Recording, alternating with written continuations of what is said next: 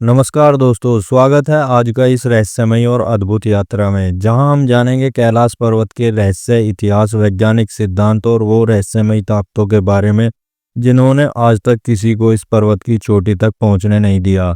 तो चलिए शुरू करते हैं। गाइस, अगर आप भी हमारे यूट्यूब चैनल पर पहली बार आए हैं तो प्लीज़ चैनल को सब्सक्राइब करें, वीडियो को लाइक करें।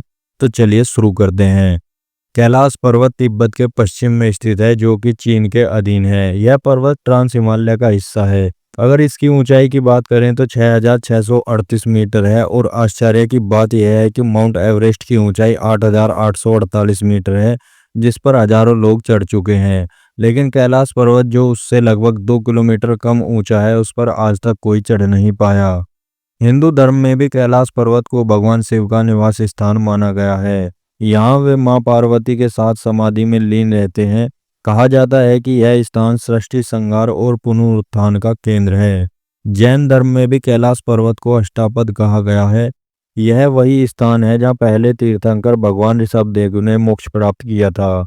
अगर आप कैलाश पर्वत को ध्यान से देखें तो इसका आकार किसी विशाल पिरामिड की तरह दिखता है। इसकी चार दीवारें चार दिशाओं की ओर बिल्कुल सीधी और समान कोण पर जाती हैं, जैसे किसी ने इस पर्वत को इंजीनियरिंग गणना से तराशा हो। धरती से देखने पर इसके आसपास दर्जनों छोटे मोटे पिरामिड जैसे पहाड़ नजर आते हैं, जो इसे पृथ्वी का सबसे बड़ा प्राकृतिक पिरामिड कॉम्प्लेक्स बनाते हैं। जो भी व्यक्ति कैलाश पर्वत के दर्शन करता है, उसके मन में एक अद्भुत शांति, शक्ति और भय का सम्मिलित भाव पैदा होता है। यहाँ पहुंचकर हर इंसान एक जैसी ही बात कहता है। यहाँ कुछ ऐसा है जो शब्दों में बयां नहीं किया जा सकता। यह एक ऐसा स्थान है जो विज्ञान की सीमाओं से परे है। यह सिर्फ पत्थर और बर्फ का ढेर नहीं, बल्कि हजारों वर्षों की मान्यता, ऊर्जा और रहस्य का स्रोत भी है। कैलाश पर्वत, जो न तो सबसे ऊंचा है और न ही सबसे दुर्गम, फिर भी आज तक कोई इंसान इसके शिखर तक नहीं पहुंच सका। सवाल यही है, क्यों? कैलाश पर्वत पर चढ़ाई की सभी कोशिशें आखिरकार फेल क्यों हो जाती हैं? क्या इसके पीछे कोई प्राकृतिक कारण है या फिर कोई अलौकिक शक्ति इस पर्वत की रक्षा कर रही है? कैलाश पर्वत वर्तमान में तिब्बत यानी चीन के अधीन आता है। चीन सरकार ने इस पर्वत पर किसी भी प्रकार की चढ़ाई करने के लिए मना कर रखा है। उनका तर्क है कि यह एक धार्मिक स्थल है, जिस पर चढ़ना करोड़ों लोगों की आस्था का अपमान करना है, या फिर कहें कि चीन को भी इस पर्वत की शक्ति का आभास हो चुका है। ऐसा नहीं है कि इस पर्वत पर चढ़ने की कोशिश नहीं की गई, बल्कि कई बार इस पर चढ़ने की कोशिश की गई, लेकिन सारी कोशिशें असफल रहीं। रूस के पर्वतारोही संगई चोनवे ने 1999 में कैलाश पर्वत पर चढ़ाई की अनुमति मांगी, लेकिन कुछ ही दिनों बाद वह रहस्यमयी तरीके से बीमार हो गए और उनकी मौत हो गई। इसके बाद 1926 में एक ब्रिटिश ग्रुप ने कैलाश की दिशा में चढ़ाई शुरू की, लेकिन उन्होंने सिर्फ 600 मीटर की ऊंचाई पर पहुंचते ही लौटने का निर्णय लिया। उनका कहना था कि हम जैसे जैसे ऊपर बढ़ रहे थे, हमें लग रहा था मानो समय तेजी से बीत रहा हो और शरीर बूढ़ा हो रहा हो, जैसे कोई टाइम बबल हमें छू रहा हो। कई यात्रियों का कहना है कि कैलाश के आसपास समय सामान्य नहीं रहता। कुछ रिपोर्ट्स में बताया गया है कि घड़ियां अपने आप रुक जाती हैं, बाल समय से पहले सफेद हो जाते हैं और लोग कुछ ही घंटों में कई दिन बीतने जैसा अनुभव करते हैं। ऐसा लगता है कि कैलाश के आसपास ग्रेविटी और टाइम सामान्य सिद्धांतों से बिल्कुल अलग काम करते हैं। कुछ यात्रियों का कहना है कि जब उन्होंने पर्वत पर चढ़ने की कोशिश की तो उन्हें अचानक सांस की समस्या होने लगी, तेज सिर दर्द और चक्कर आने लगे और अजीब सी आवाजें सुनाई देने लगी, जैसे कोई कह रहा हो वापस जाओ। ये आवाजें किसी चेतावनी की तरह थीं। कैलाश के चारों ओर मौसम हर कुछ मिनटों में बदलता है, कभी तेज धूप तो कभी बर्फीला तूफान। यह इतनी तेजी से होता है कि पर्वतारोही दिशा और संतुलन खो बैठते हैं। कई साधु संत और योगी कहते हैं कैलाश एक जीवंत पर्वत है। यह खुद तय करता है कि कौन यहाँ तक पहुंचेगा और कौन नहीं। कुछ लोगों ने ऐसा दावा किया है कि जैसे ही वे ऊपर बढ़ते हैं, उन्हें ऐसा प्रतीत होता है कि कोई अदृश्य शक्ति उन्हें पीछे धकेल रही है। नासा और इसरो के सैटेलाइट में कैलाश पर्वत की चोटी से एक रहस्यमय ऊर्जा की किरण निकलती हुई पाई गई। कहा जाता है कि यह किरण ग्रहों की दिशा तक प्रभावित करती है। क्या यह पृथ्वी का कोई प्राकृतिक ऊर्जा केंद्र है या फिर प्राचीन विज्ञान की कोई अनसुलझी तकनीक? कैलाश पर्वत आज भी अपनी चोटी पर किसी को नहीं बुलाता। शायद वह चोटी उन्हीं के लिए है जो शरीर नहीं, आत्मा के स्तर पर चढ़ने को तैयार हैं।